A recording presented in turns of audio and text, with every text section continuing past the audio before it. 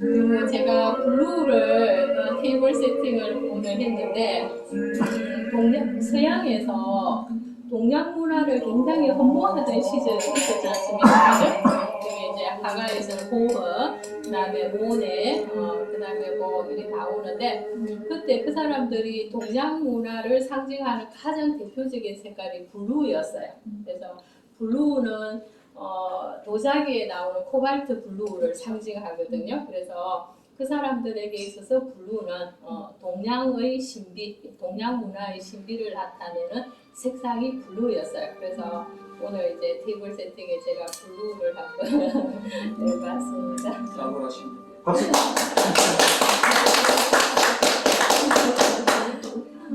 어느 지역에서 오셨습니까? 다 각자 각기 다르죠? 예. 한번 말씀해 주시겠어요? 아, 저만 모를 건데. 전 세종에서 왔습니다. 아, 그러십니까? 저는 서울에서 아, 네. 저는 울산 아, 울산이? 서울에서 네네. 정말 각기 다르네요. 참고로, 저도 역마살을 끼어서 객지 생활을 굉장히 많이 했었는데, 서울에서 객지 생활을 시작했다가, 교직 생활하면서 시작했다가, 다시 남편 따라 다시 부산으로 왔다가, 다시 또 2년이 지났는데 다시 이제 진주로 이렇게 하는데, 근데 이 진주가 어떻게 보면 가까운 면도 지역 소도시이기 때문에 가까운 면도 있지만 저는 굉장히 자부심을 느끼는 게 뭐냐면 지금 여기 계시는 이곳이 지금 이반성이 예전에 진주는 진앙 안에 다 포함이 되었거든요. 가장 부촌이었고 이 이반성 지역이 가장 부촌이었고 그 다음에 저쪽에 혹시 LG하고 그 다음에 고성하고 그 부자촌 성산이 가보셨어요? 네. 거기서 이제 조금 더 올라가면 삼성바위 가보셨죠? 안 가보셨어요? 아, 거기 꼭 가보셔야 되는데 진주 오셨다면 그게 이제 예전에 삼성바위 이제 물 밑에 보면 바위가 바위인데 그건 어디 있는 건지. 내가 거기서 가까웠습니다. 성산에서. 네네, 꼭 가보셔야 됩니다. 거기를 가보시지 않고 성산의 부자 마을을 가는 데는 의미가 없어요. 네, 가보셔야 되는데 예전부터 그 지역을 둘레로 해서 큰 부자가 세 부자가 난다 있잖아요, 그죠? 그래서 효성, 삼성, LG가 나잖아요, 그죠? 근데 그거는 이제 낭설이 풍설에서 그랬는지는 모르지만 예전에 진주에는 요 남강 줄기를 이쪽으로 서쪽에서 동쪽으로 흐르잖아요, 그죠? 그리고 낙동강이 다시 저쪽 동쪽에서 다시 남쪽으로 흐르잖아요, 그죠? 그게 합류 지점이에요, 거기서. 그래서 이쪽 지역에서 가장 낙동강과 남강이 합류되는 지점이에요. 그래서 가장 큰 교역이 생긴 지역이 그 삼성바위가 있는 모래밭 언저리예요. 그래서 지금은 흔적도 없지만은 그 성산지에서 조금만 더 올라가면 지금 우엉이나 말을 키우고 있는 그 시대가 예전에서 가장 넓은 이 남쪽 지역에서 내륙 지역에서 가장 교역이 많이 왔다 갔다 하는 게 그곳이에요. 그래서 거기 마을에 부자가 생길 수밖에 없겠죠. 지금으로 보면 교통이 발달한 곳이니까. 그리고 또 이제 제 지역에서 자랑을 하면 아까 여기 정문부 장군도 어병이잖아요, 그죠? 그래서 나라에서 포기한 나라에 다 도망가고 나라에서 포기해 백성을 버렸지만 분연히 일어난 어병 활동의 근거지가 다 이쪽 지역이잖아요, 그죠? 남강 지류의 정신적인 원류가 이제 이쪽인데. 거기서 이제 곽재우 장군도 분연히 일어난 어병이었는데 왜 하필이면 곽재우 장군이 이쪽 지역에서 여러분들 성산이하고 삼소바위 조금만 더 올라가면 철교가 있어요. 다리가 있어요. 그 장소가 뭐냐면은 곽재우 장군이 의병 활동을 일으켜서 처음으로 최초로 승리한 곳이 그곳이에요. 그러면 곽재우 장군이 왜 그곳에서 분연이 일어나서 싸울 수밖에 없었을까? 그곳이 무너지면 곡창지대로 가는 길목이에요.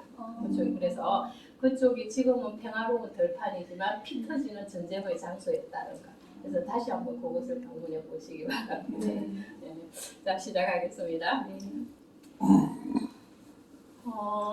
차의 좋은 점. 그죠? 우리 세계 3대 음료 하면은 차, 또 뭐가 있을까요?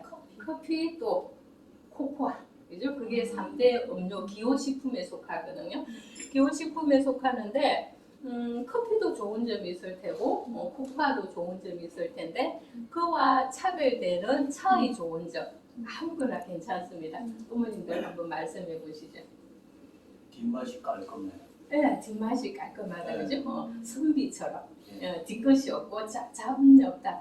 정말 선비 고요롭다, 그죠? 고요로우면서 담백하고, 그죠? 네, 또 아무거나 괜찮습니다. 편하게 얘기하시면 돼.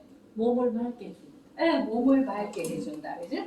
뭐 탁하게 하거나 흥분되거나 뭐 이런 게 아니라 그러면서 마음뿐만 아니라 몸도 맑게 해준다. 한 가지만 더. 마음이 안정되고. 그렇죠. 정서 안정, 그죠? 그죠? 뒷맛이 깔끔하다, 몸을 맑게 해준다. 그 다음에 뭐라겠죠? 정서를 안정시켜준다. 그것이 커피하고 코코아하고 대별될 수 있는 차의 장점이에요. 맞습니다, 그죠? 조금 구체적으로 한번 가보겠습니다. 차를 마시면 어떤 변화가 일어날까, 그죠? 우리 이제 여기에서 특히 어른들에게 제가 이제 오늘 그 선생님께서 이제 그 한 달 살기 온 어른들이나 성인들이라 해서 거기에 포인트를 맞췄는데 차를 자주 마시면 어떤 변화가 일어날까, 그죠? 첫 번째가 면역력을 강화시켜 줍니다, 그죠? 고급차 뭐 거창한 격식인데 그 차 생각하시지 말고 그냥 편안하게 우리가 구할 수 있는 차 생각하면 됩니다.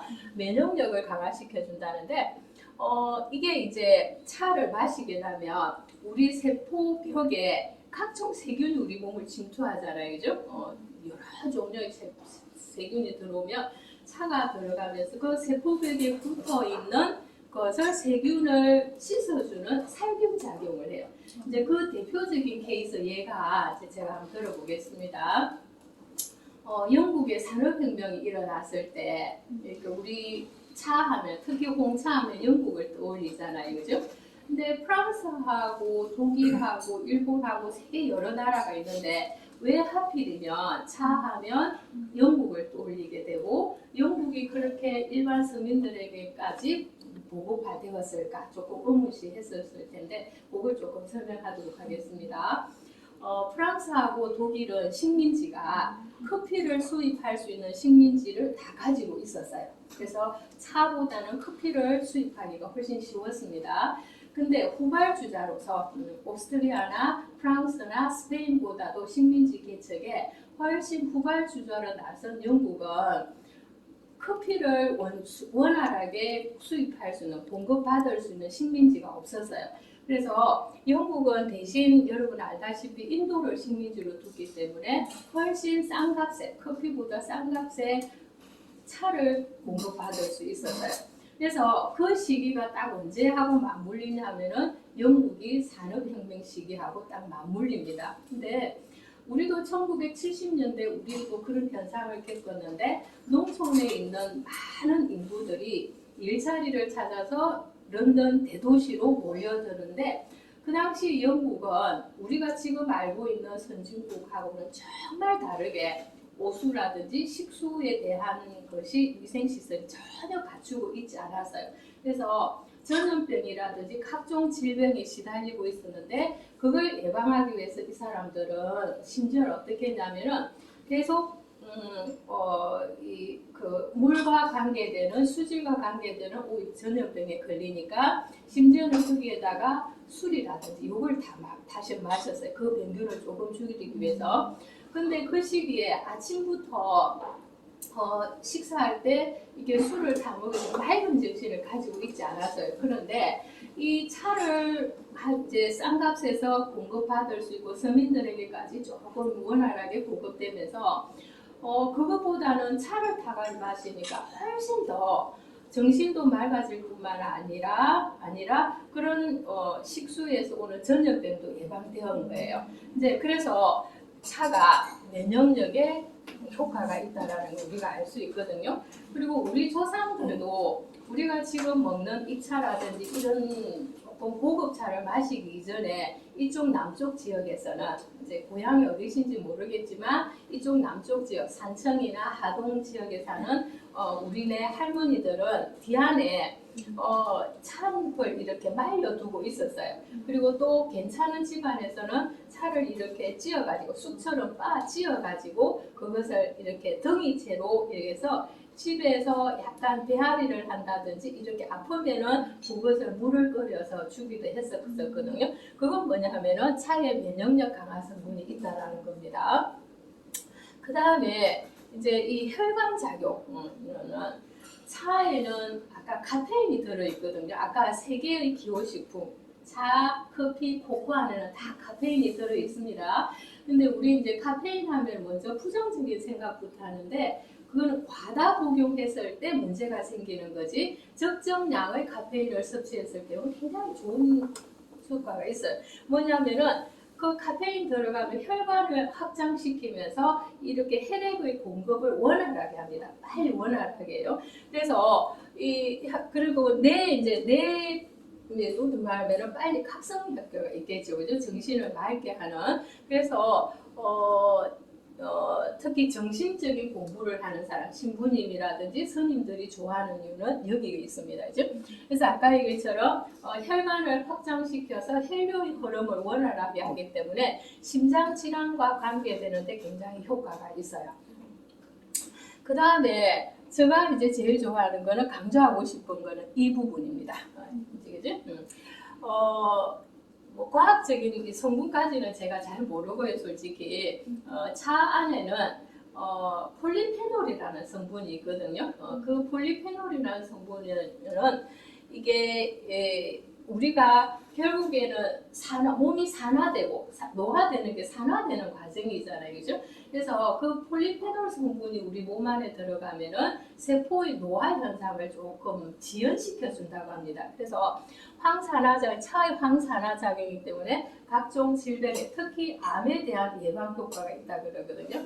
그래서 코로나 사태가 이렇게 막 퍼지면서 차를 즐겨 마신 사람은 조금 면역력이 강화되었다는 그런 얘기도 있었습니다. 그래서 제가 이거 구구절절히 아는 채 했는데 각설하고 하나만 강조하겠습니다. 여러분 주변에 있는 어떠한 차도 괜찮으니까 굳이 비싼 차, 좋은 차 따지시지 말고 티백이라도 좋으니까 차를 하루에 2잔 이상 마시면은 정말로 생각하지 못하는 그런 여러분의 몸의 변화가 분명히 일어날 테니까 그 먹는 거를 조금 습관화 시켜주면 좋겠다라는 생각이 들게 돼요. 그래서 특히 이제 아까 그 정서 안정 문제 얘기했거든요. 이제 요 뒤에서 같이 관련하겠습니다. 그러면 커피하고 차가 대표적인 기호식품으로서 많이 마시는데 사람들은 흔히 카페인이 커피에 더 많다. 아니야, 차가 더 많아. 에이, 차는 너무 격식을 너무 차려. 그리고 차를 마시려고 하면은 다구가 너무 비싸서 하기 힘들어. 그래서 난 커피가 좋아라고 서로 옳다고 좋다고 주장하는데 다 좋은 점이 있습니다. 솔직히죠. 차가 따르지 못하는 커피의 좋은 점도 있고요. 그 다음에 커피가 따르지 못하는 차의 좋은 점도 있는데 조금 그 차이만 설명하도록 하겠습니다. 커피나 차가 커피도 이제 카페인이 있다라고 했잖아요. 그죠? 근데 커피는 우리의 몸을 이렇게 열을 올리면서 이렇게 카페인 작용으로 해서 각성작용에서 정신을 깨어있게 하는데 그것이 이게 갑자기 이렇게 좀 역동적인 활동, 에너제틱하게 하는 효과가 있고요. 그 다음에 차에도 분명히 카페인은 많이 있는데 그건 아까 분이 말씀하신 것처럼 정서 안정이 된다 하는 그 이유는 뭐냐 하면 같은 카페인이 있는데도 불구하고 커피의 카페인은 덜 뜨게 하고 에너제틱하게 하고 같은 카페인인데도 차의 카페인은 정서를 안정시키는 그 이유가 뭘까라고 조금 설명하도록 하겠습니다. 그래서 이 차는 카페인이 있음에도 그 안에 차에는 뭐냐면 대안인이라는 성분이 있어요. 그래서 성분은 외울 필요는 없고 대안이라는 성분이 요런 카페인이 있으면 대안인이 이렇게 쌓아버려요. 카페인이 작용을 하려고 하면.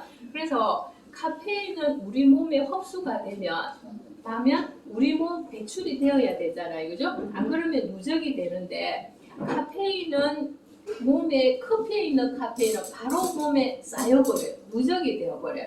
근데 차에 있는 카페인은 대안이니 아까 어떻게 한다 버리니까 몸에 흡수되는 양이 커피보다 어떨까요?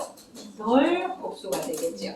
그래서 우리가 뭐냐 하면은 몸에 있는 수분을 덜 빼앗아가는 거예요. 무슨 말인지 알겠죠, 그죠? 그리고 이 카페인은 아까 어떻게 했습니까? 우리 몸에 계속 누적된다 했지요. 그래서 커피는 마시면은 계속 중독 현상이 일어나요. 그건 왜 그럴까요? 뭐가 누적돼서 그럴까요? 카페인이 몸에 누적돼서 그래요. 그러나 차에 있는 카페인은 아까 데아닌이라는 성분에 의해서 몸에 흡수되는 것을 방해하고 그리고 우리 몸에 있는 수분을 어떻게 한다 했습니까? 덜 빼앗아간다는 그런 거죠. 그죠? 그래서 같은 카페인이 들어있어도 두 가지 차이 얘기했습니다. 커피에 있는 카페인은 몸을 덜 뜨게 하고 차에 있는 카페인은 몸을 어떻게 한다? 정서를 안정시킨다. 그 다음에 커피에 있는 카페인은 몸에 누적이 되고 차에 있는 카페인은 몸으로 빨리 배출이 되게 한다. 커피에 있는 카페인은 몸에 있는 수분을 빼앗아 가지 않고 차에 있는 카페인은 어떻게? 덜 빼앗아 간다. 자, 그러면 여러분이 선택할 수 있겠죠, 그죠? 자, 그러면 커피는 사람에 따라 저도 커피 굉장히 좋아하거든요. 커피 좋아하고 다 좋아하는데 상황에 따라서 커피를 고를 수도 있고 상황에 따라서 차를 골라 마시는 선택권도 있습니다. 그죠? 나 커피는 싫어, 차만 좋아라고 할 필요는 전혀 없어요. 자, 그러면 상황에 따라서 우리가 골라 마실 수 있는 지혜를 발휘하면 되는데 아침에 내 아들이 가자마자 업무에 책상에 앉자마자 오늘 프로젝트로 해서 보고서를 하나 써야 될 일이 있어요. 그럴 경우에는 아들에게 차를 마시라고 권하는 게 좋겠습니까? 커피를 마시라고 권하는 게 좋겠습니까? 커피입니다. 안 그래도 프로젝트 하나에서 보고서를 작성해야 되는데 계속 정서를 안정시켜서 너선하게 하는 것보다 빨리 에너제틱하고 머리를 돌리는 게 낫겠죠, 그죠? 그런 경우에는 커피를 마시는 게 좋습니다. 그래서 커피는 오전에 마시려면 오전에 마시는 게 좋습니다. 그 다음에 내 아들이 오전에 2시간을 머리를 써서 보고서를 하나 작성을 했어요. 머리가 터질 것 같습니다. 점심밥 먹고 또 일을 앉으려고 하니 이는 이제 과부하가 걸리고 터질 것 같아요. 그럴 경우에 또 이 머리를 또 돌리라고 또 커피를 한 잔 갖다 주는 게 좋겠습니까? 그때는 한 템포 쉬어서 가자라고 차를 권하는 게 좋겠습니까? 차를 권하는 게 좋겠죠. 그렇게 여러분들이 선택의 지혜를 발휘하면 된다는 겁니다. 자, 이제 커피와 차를 마실 때 두 번째 차 서빙 됐습니까? 네. 그거 설명하겠습니다. 그거는 영국 포트넘 메이슨에서 나온 로즈 포송이라는 차예요. 로즈 포송 한번 마셔보기 바랍니다. 포트넘 메이슨은 조금 설명하면 영국 왕실과 가장 밀착 관계에 있는 차 회사입니다. 회사고 그 다음에 그게 로즈 포송이라는 거는 뭐냐 하면은 이게 자기네들이 이게 찻잎이 예전에 이제 자기가 중국 발음이 쉬운 차였을 때 이게 찻잎을 나타내는 거예요. 그래서 그 찻잎 안에 장미 향잎이 조금 가미되어 있습니다. 블렌딩 되어 있습니다. 그래서 앞에 차나 지금 차는 향이 굉장히 좋거든요. 그래서 우리가 모든 음식을 먹을 때는 후각, 그 다음에 맛, 이거죠? 근데 이런 것을 다 작동시키는 것이 고급 음식이잖아요, 그죠? 그래서 이런 향이 좋은 차는 인공향이 가미된 거는 아니거든요. 자연은 들어있는데 그런 경우에는 깊은 덜숨을 쉬면서 차를 코로 길게 한번 냄새를 맡아보고서 그 다음 마시면 훨씬 정서가 안정이 될 거예요. 그렇게 한번 마시보면 차를 더 즐기는 방법이 되겠습니다. 자, 나온 김에 한 가지 엽기를 한번 세워보겠습니다. 그래서 커피는 차든 우리도 커피가 처음 이렇게 블렌딩해서 드립했을 때 향이 굉장히 매력적이잖아요, 그죠? 그래서 이게 향이 좋은 커피나 차는 이게 먼저 잔을 한번 들어보시겠습니까? 바로 마시지 말고 이렇게 잔을 들어서 코로 길게, 그죠? 코 가까이 가서 길게 향을 한번 흡입하고 그 다음에 흡입한 다음에 한번 이렇게 내어 쉬어보세요. 예. 그렇게 한번 쭉 마신 다음에 그 다음에 입으로 맛을 보면 훨씬 차가 여러분에게 다가가는 느낌이 다를 거라 생각합니다.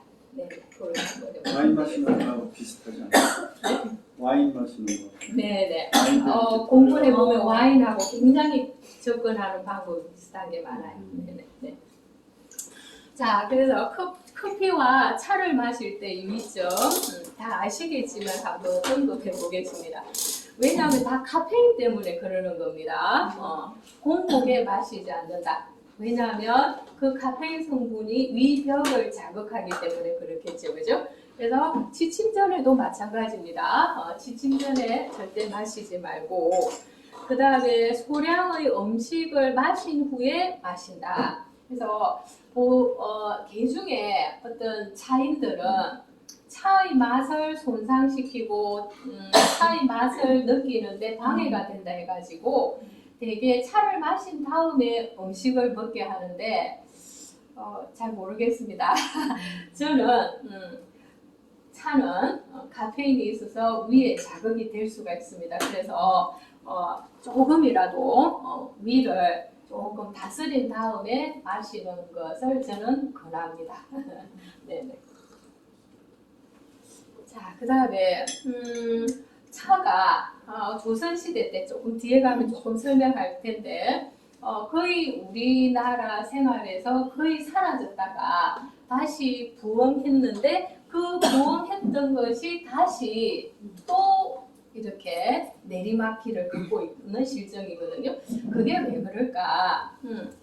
자, 형식이 내가 차의 형식을 아는 것이 진짜 차를 아는 것이냐, 그죠? 그게 아니라 차의 맛을 진짜 아는 것이 차를 아는 것이냐라고 저는 질문을 좀 던져보고 싶어요.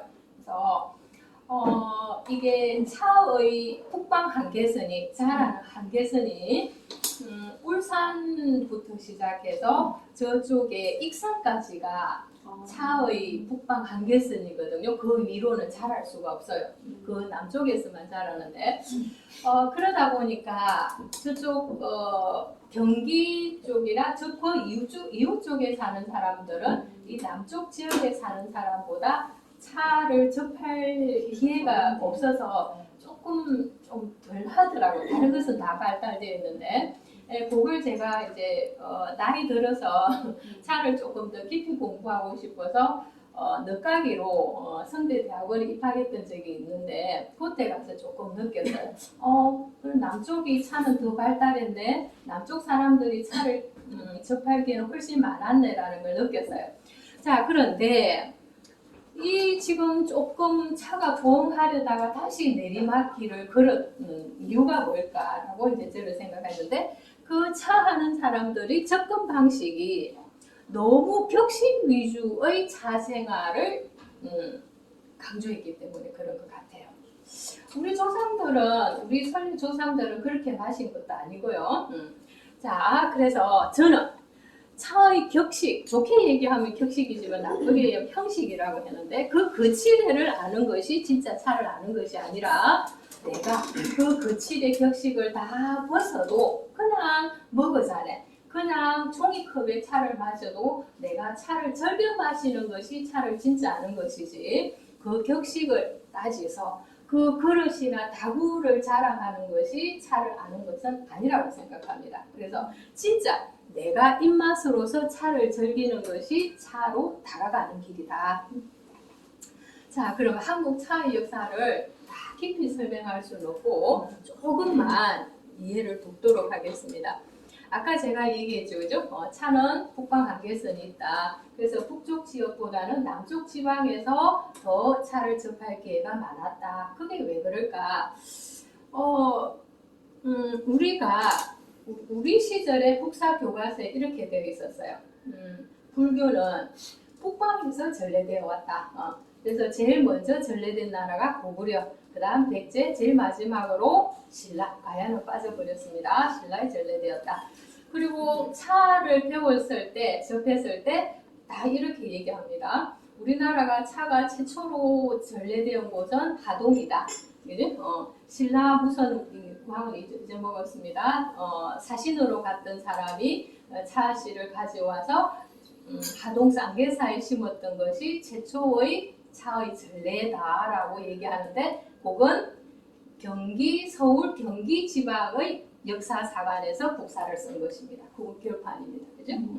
사관도 어느 관점에서 썼나에 따라서 오류가 생길 수 있잖아요. 그죠? 자, 그러면 차는 이미 신라 이전에 가야 때부터 우리 남쪽 지역에서는 불교가 남방 전래설을 믿고 있거든요. 남쪽에서 전래되었다. 그 결정적인 증거가 가야의 건국, 그죠? 김수로 왕과 허황우가, 그죠? 허황우가 자기 오빠와, 그죠? 장류 대사와 함께 불교를 전파하기 위해서 건너왔잖아요. 그죠? 가야 시대. 그래, 가야를 건국했는데, 이때 이미 차씨를 가져와서 전래가 되었다라는 겁니다. 자, 그러면 되었을 거다라는 가설로 가지고는 제가 이 얘기를 할 수 없죠. 그 증거가 뭐냐. 그래서 김해 쪽에 하고, 그 다음에 삼천포, 삼천포 가보셨죠? 그죠? 삼천포, 진영, 진해, 이쪽의 차나무는 하동에 있는 차나무하고는 품종이 다릅니다. 하동에 있는 품종은 소엽종이거든요. 근데 김해, 이쪽 김해를 가까이에 있는 동남아시아 지역과 교류가 활발했던 이 남쪽 지역에서 차하는 자색나무의 차를 보면은 그 종류하고는 달라요. 그 품종이 인도에 있는 차 종류 나무하고 비슷한 겁니다. 그죠? 자, 그래서 우리가 이미 가야시대 때부터 차나무가 전래되었고 차를 마셨다라는 겁니다. 그리고 그다음 하동과 불의 지역은 아까 신라에서 중국으로 갔던 사신으로 갔던 사람이 차나무를 심었고, 그 다음 역사가 오래되었고, 그 다음에 남원도 하동 불의 남원하고 비슷한 걸 보급이 되었습니다. 그 다음 보성하고 해남은 제일 후발주자예요. 제일 앞서 김해, 진해, 삼천포 이제 제일 앞서고, 그 다음에 하동 불의 남은 신라시대 때 보급된 거고, 그 다음에 보성 해남 지역은 제일 나중이에요. 이건 뭐냐? 보성과 해남 지역의 차나무는 일제강점기 때에 우리나라 거주하고 있는 일본인들이 자기네들의 생활에 필요한 차를 공급하기 위해서 일제강점기 때 일본 사람들이 심은 나무예요. 그래서 이 나무는 기계식으로 쫙 깎고 기계식을 하기 때문에 이쪽 하동 불의 남은 지역의 차나무하고는 조금 질이 솔직히 말해서 대량 생산 위주로 하는 차입니다. 이거는 가내수공으로 정말 할머니들이 소량으로 재배한, 그래서 그걸 조금 아시고 차를 구입하거나 하면 도움이 될 것 같아요. 자, 그래서 여기서 보는 것처럼 가야시대 때, 삼국시대 때 이때부터 차가 다 있었다는 거예요. 그러다가 차 문화는 고려시대 때 가장 전성이 했거든요. 근데 알다시피 고려는 귀족 문화 중심이었기 때문에 결국에 망하는 거잖아요. 그죠? 그만큼 차도 귀족 중심의 사치 생활 중심으로 흘렀습니다. 그러다가 조선시대 때 이제는 숙류 억불 정책에 의해서 불교를 탄압하니까 자연히 불교하고 관련이 깊었던 차 문화도 쇠퇴하게 되어버리는 겁니다. 그러다가 임진왜란을 기점으로 해서 왕실과 경기 서울 지역에 살고 있는 귀족들이 써먹을 차를 남쪽에서 공급을 하는데 그게 너무너무 힘들었어요. 임진왜란에 의해서 깡거리 차밭이 다 없어져 버렸는데 국가에서는 조공으로 차를 바치려 하니까 거기에 관련되는 부정부패가 너무 심했었어요. 그러다가 임진왜란을 해서로 그것이 완전히 없어져 버렸습니다. 그것마저도. 그러면서 차의 문화가 우리의 역사에서 거의 소멸되다시피 했어요. 그러다가 다시 부활된 데가 어디냐면은 1800년대 김정희 얘기 나오고 정약용 세대 때 초이선사라는 사람이 혜성처럼 나타납니다. 그래서 우리나라 차 역사에 있어서 성인으로 모시는 사람이 초이선사입니다. 여러분들 저 해남에 가면 대흥사 가보셨죠? 그러면은 대흥사 하면은 꼭 아셔야 될 게 초이선사 일지암, 그죠? 그 무소유 선임, 법정 선임이 일지암에 계셨잖아요, 그죠? 그 말치지 말고 그 이전에 초이선사가 거기에 계셨습니다. 그래서 초이선사가 이제 우리나라 동다전, 다신전 해가지고 우리나라 차의 역사와 차 생활에 대해서 정리를 하신 분이 초이선사입니다. 자, 이 초이선사가 이제 그 해남 대흥사 그쪽에 있었을 때 이제 김정희가 정약용이 유배가 되어 옵니다. 근데 이 정약용은 여러분 알다시피 박학다식하잖아요, 그죠? 그래서 사라져버린 우리의 차 문화에 대해서 이미 서적으로 깨뚫고 있었던 겁니다. 근데 북쪽 지역에 있었을 때는 차 나무를 볼 수 없으니까 서적으로만 읽고 있었는데 남쪽에 내려오니까 자기가 기거하고 있는 유배지에 기거하고 있는 근방에 전부 차 나무가 많이 있거든요. 그래서 그때 초이선사가 정약용에서 뭘 배우려고 학문을 배우려고 찾아왔을 때 초이선사가 차에 대해서 알고 있었습니다. 왜 그러냐면 아까 허황우가 왕자를 10명의 왕자를 낳잖아요, 그죠? 10명의 왕자를 낳는데 한 명은 태자로 김수로 왕의 가야의 그 태자로 이어나가고 두 번째, 세 번째는 허황우의 성씨를 따라갑니다. 가문을 이어갑니다. 그래서 첫째, 둘째, 셋째는 김씨, 허씨 이어나가고 나머지 7왕자는 불교를 전파하는데 외삼총각, 아까 허황우하고 같이 장유대사 왔다 했잖아요, 그죠? 그래서 불교를 전파하기 위해서 가는데 마지막에 어디를 가냐면 하동 칠부람에 가거든요. 거기도 한번 들리시기 바랍니다. 쌍계사에서 얼마 멀지 않아요. 그래서 칠부람에 가서 마지막에 이제 불교를 전파하는데 이 초이선사가 칠부람에 기거를 했던 적이 있어요. 일지암에 가기 이전에. 그래서 이 초이선사가 이미 차에 대해서 학문적인 이론은 없지만 실전은 다 알고 있었어요. 선임을 통해서. 찻잎을 어떤 시기에 따고 찻잎을 어떻게 덮어야 되고 차는 어떻게 덮어야 몸에 해롭지 않고 이런 거 다 함께 뚫고 있었는데 근데 그때 이제 해남 대흥사로 갔을 때 정약용이 하고 마주침으로써 조우를 함으로써 이제 극적인 변화가 일어납니다. 이론적인 바탕이 되고 실습이 되고 알겠죠, 그죠? 그러다가 김정희가 다시 유배를 가게 되죠, 제주도로죠.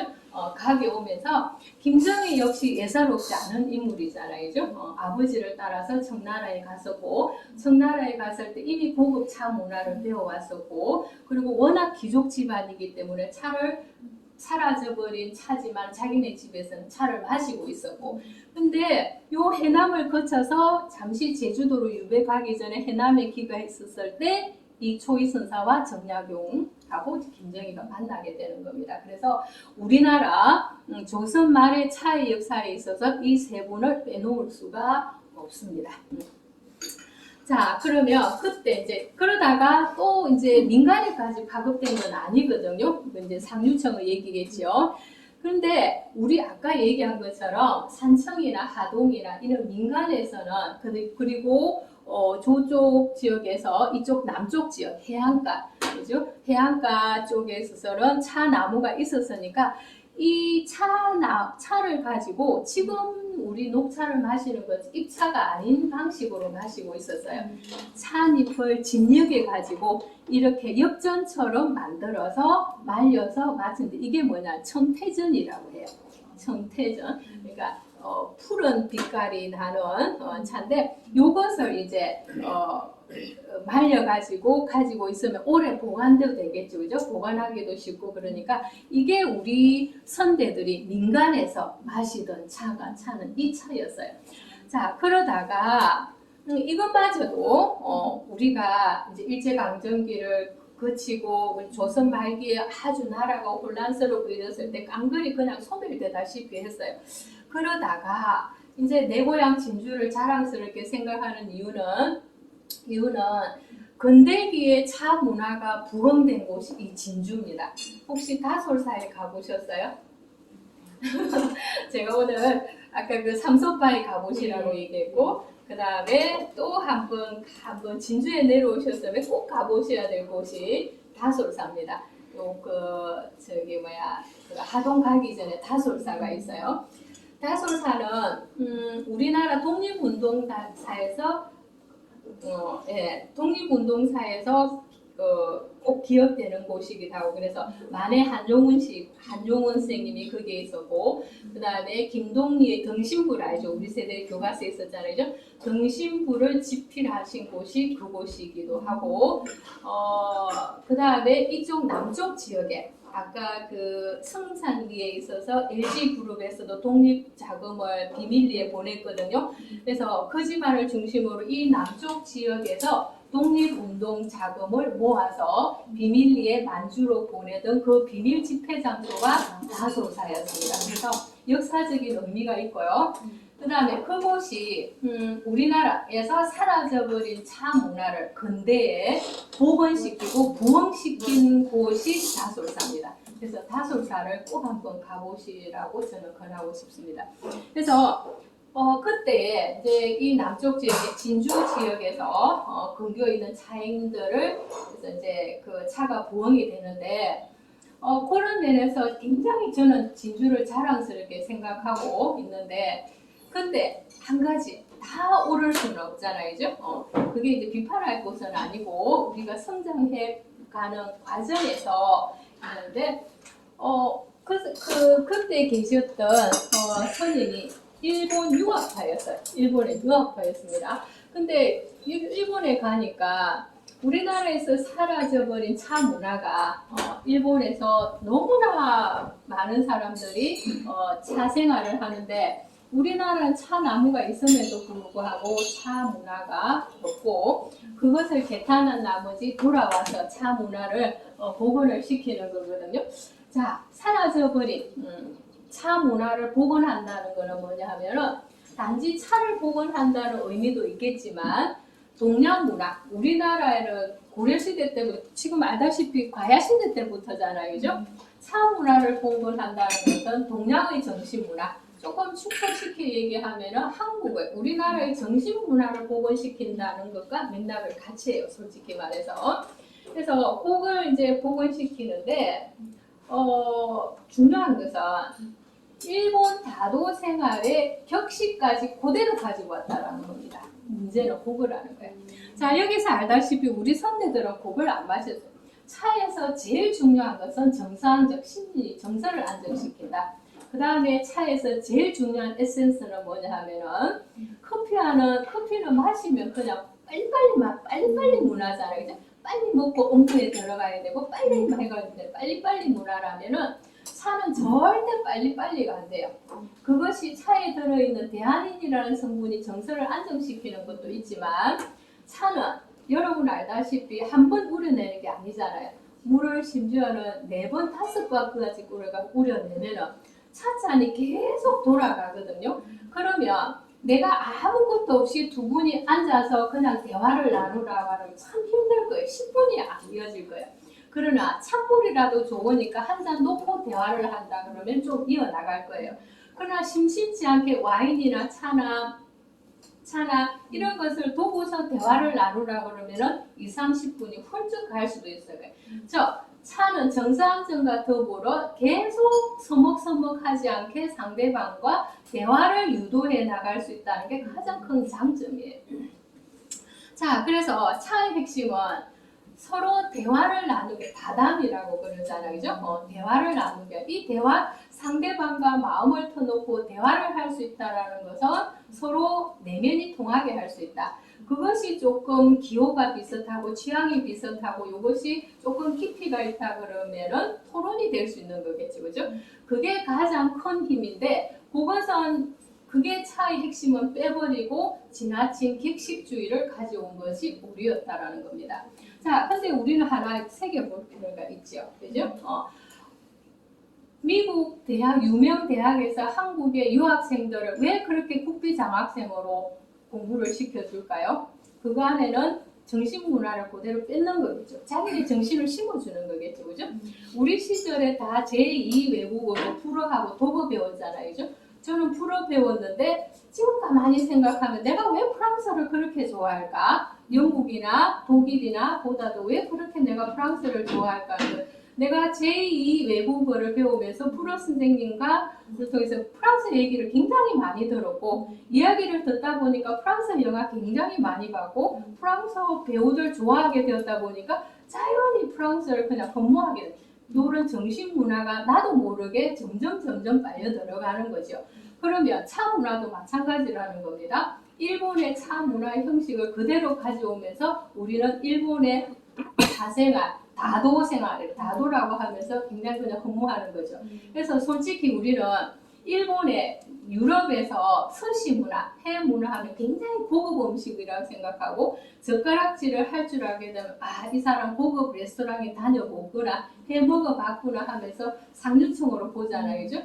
일본의 음식점에서 회 문화를 유럽에서 개업을 하면은 그게 반드시 들어가는 게 뭐냐면은 차가 들어갑니다. 차 문화.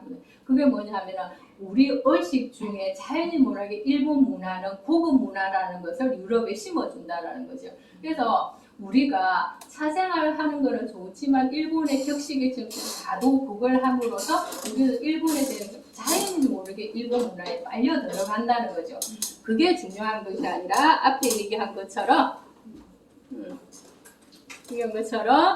이거 중요하지 않다라는 것이죠. 그죠?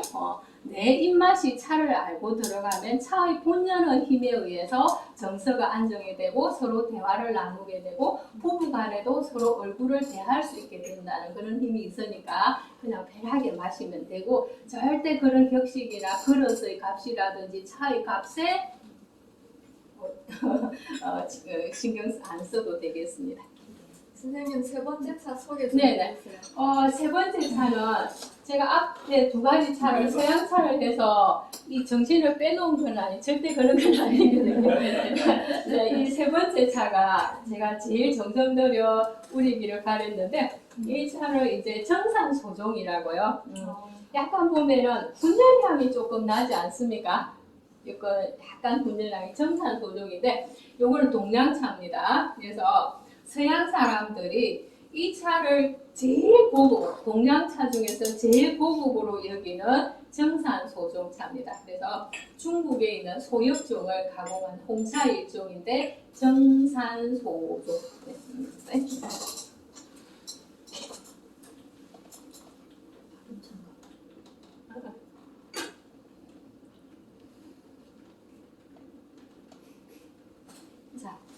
알아두면 재밌는, 너무 이제 무겁게 간 것 같아서 편하게 가겠습니다. 자, 알아두면 재밌는 상식. 오후에 홍차 하면 우리가 뭘 떠오르죠? 영국 떠오르잖아요. 그죠? 근데 오후에 홍차 하면 똑같이 홍차인데 프랑스도 홍차 마셨고 독일도 홍차 마셨고 뭐 다 홍차를 마시는데 왜 하필이면 오후에 홍차 하면 영국을 떠올릴까라고 하는데 거기에는 두 가지 이유가 있어요. 아까 얘기했죠. 차를 공급받을 수 있는 가장 편안한 곳이 있었다.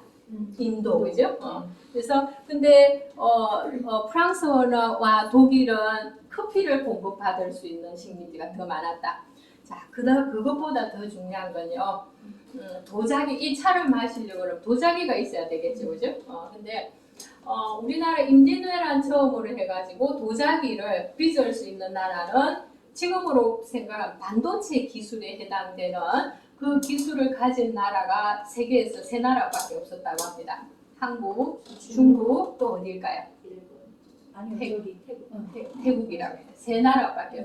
그만큼 이제 앞섰는데, 근데 이제 프랑스하고 독일도 차를 마시거든요. 마시는데, 이게 인생이 참 재미있다는 것이 최고로 좋은 조건이 시대가 흐른다 보면 그게 독이 될 수도 있고 이거는 가장 취약한 단점이라고 생각했는데 세월이 흐르다 보면 그것이 발전의 계기가 된 것이 있는데 그게 영국이에요. 자, 그 시절에 지금도 민주주의가 가장 민주주의 하면 우리 대표적인 영국으로 보죠, 그죠? 의회 중심주의 정치로. 그래서 영국은 지금 영국 왕실이 있기 때문에 프랑스는 프랑스의 혁명에 의해서 왕권이 없어졌고 영국은 왕실이 있기 때문에 왕권 중심의 중앙 집권제라고 생각하지만 사실은 그 시절에 영국의 왕실의 힘이 프랑스나 오스트리아에 비해서 가장 약했어요. 돈이 없었고 가장 약했어요. 그래서 프랑스나 스페인이나 다른 나라에서는 왕실의 지원을 받아서 도자기를 빚을 수 있는 공장을 왕실에서 지원을 해줬어요. 그 당시에는 엄청나게 돈이 많이 들고 비싼 걸 했잖아요. 그죠? 근데 영국에서는 그것을 뒷받침해 줄 수 있는 재정적인 기반이 왕실에서 안 됐어요. 그러다 보니까 민간에서 정말로 빈약한 기술로 이렇게 만들기 시작했어요. 그래서 옛날 도자기를 보면 프랑스 도자기와 그 다음에 오스트리아 도자기는 굉장히 예뻐요. 나무랄 데가 없어요. 근데 영국 도자기는 왠지 모르게 좀 서툴러요. 그게 되는데 근데 이제 왕실 주도하에서 그림도 그리고 도자기도 빚고 그 전문 기술자를 다 붙여주게 됩니다. 그래서 로얄이라는 단어를 많이 붙이게 돼요. 로얄 왕실. 근데 영국에서는 그러지 못해서 각 지역에서 민간에서 조금씩 소박하게 막 만들었어요. 그런데 우리 그렇잖아요. 자식도 부모가 너무 뒷받침을 많이 해주면 자식이 자립을 못하듯이 딱 그런 식입니다. 왕실에서 지원을 해준 도자기 자식들은 그냥 그만큼의 명령하는 대로밖에 못 만들어요. 시키는 것만. 근데 어설프고 가난하고 힘든 영국 도자기 민간 기업에서는 이렇게 막 서로 경쟁해서 하다가 보니까 서로 경쟁해서 개발하려고 하니까 도자기 회사가 영국이 가장 발달하게 되는 겁니다.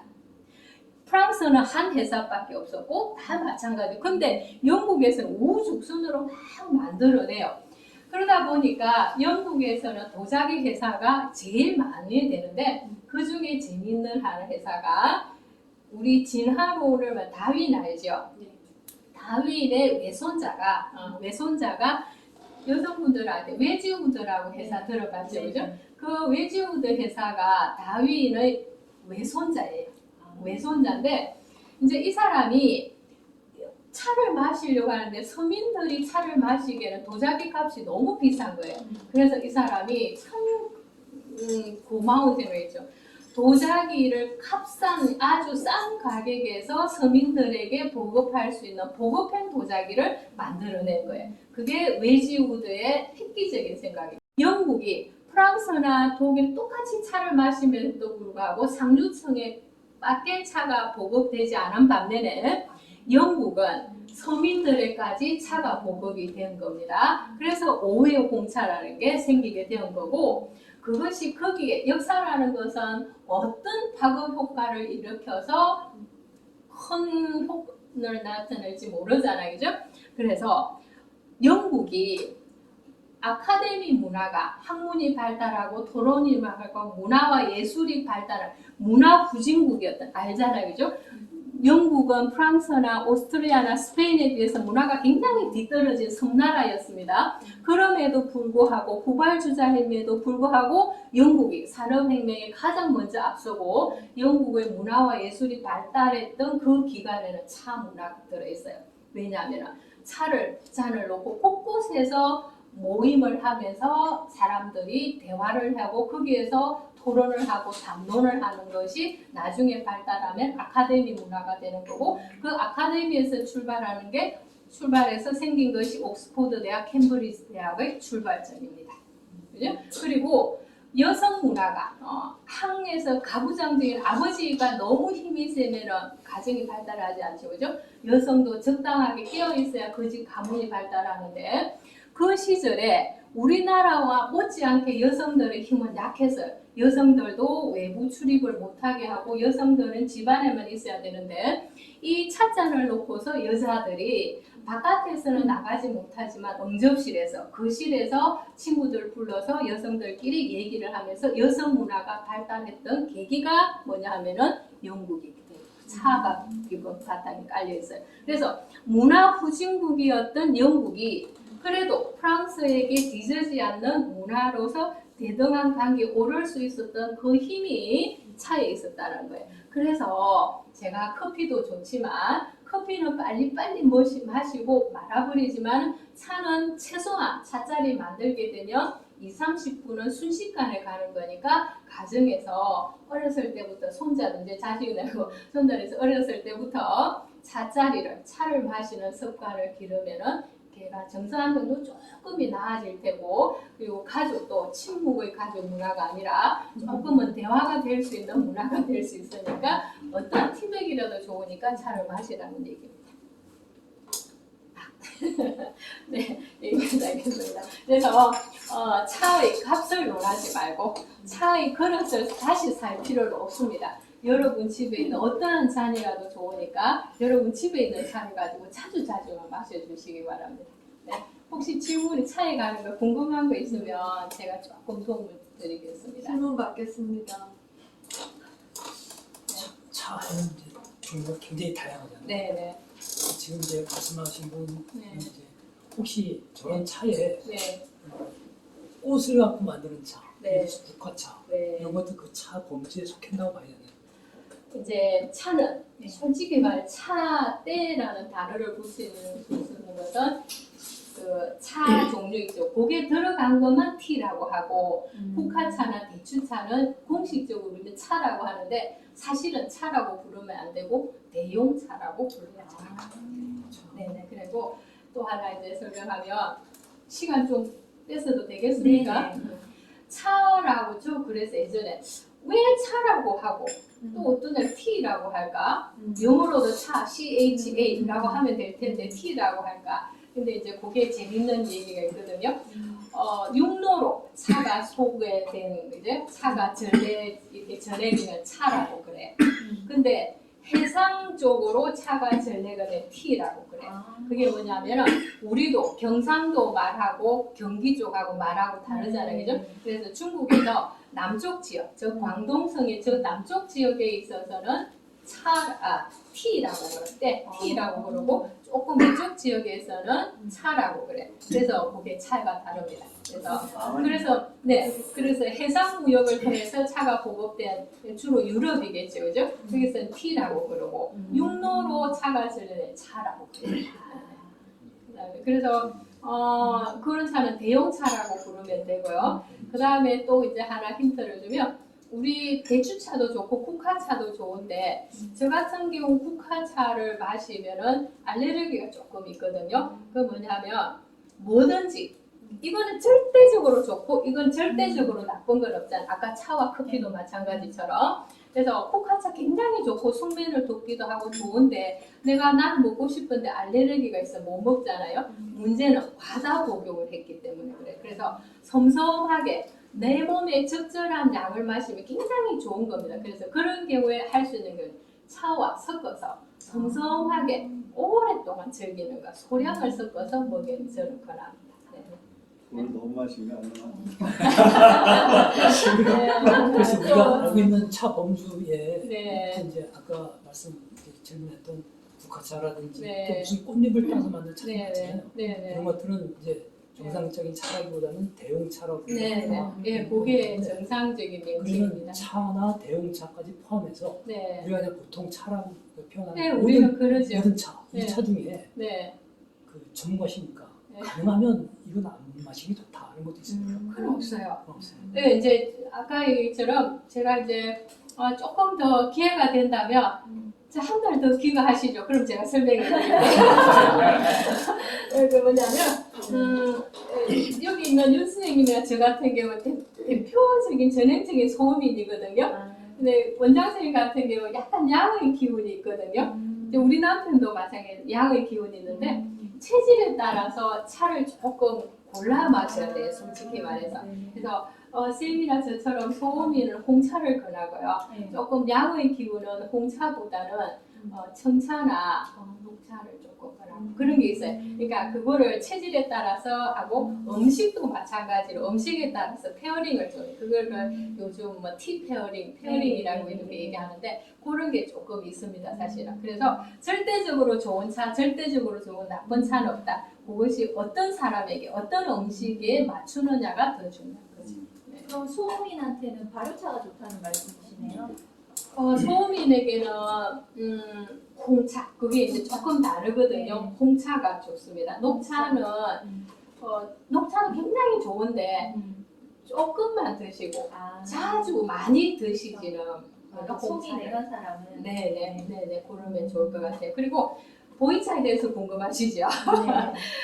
보이차는 지방 분해 작용이 굉장히 뛰어납니다. 그래서 몸속에 있는 지방을 조금 걸러주거나 그다음에 소고기나 이렇게 기름진 음식을 먹었을 때 좋은데 상보극하기에는 조금 무리가 있으니까 우리가 생각하는 보이차는 과대 포장이 되어 있다. 그거보다는 그냥 조금만 지방 분해 작용은 뛰어나고 내가 속이 더부룩하고 할 때는 보이차를 마시면 좋다라고 적절하게 마시면 좋겠습니다.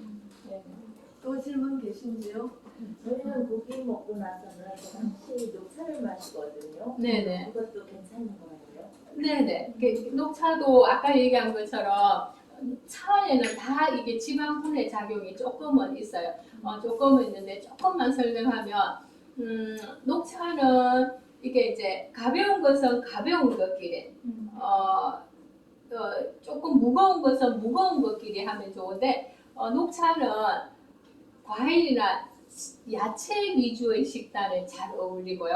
그다음에 보이차나 홍차 같은 건 좀 산화나 발효도가 많은 것은 기름진 음식에 어울리고 그다음에 또 어른들은 우리나라 차 하는 사람들은 홍차를 굉장히 싼 차라고 해서 무시하는 경향도 솔직히 있거든요. 그거는 이제 잘못된 거고 홍차는 뭐하고 어울리냐 하면 달달한 음식이죠. 케이크나 빵 종류 달달한 음식이고 먹으면은 홍차에 있는 떫은 맛이 그 탄닌이 단맛을 제거해주고 단맛이 또 떫은 맛을 부르고 서로 윈윈 작용이 있습니다. 그래서 어떤 차가 나쁜 건 없어요. 나쁜 건 없는데 잘 음식과 체질과 페어링 해주면 모든 차는 다 좋습니다. 네. 조금씩 마시면 다 괜찮은 거니까. 오늘 수고하신 분들 네. 박수 한번 부탁드립니다.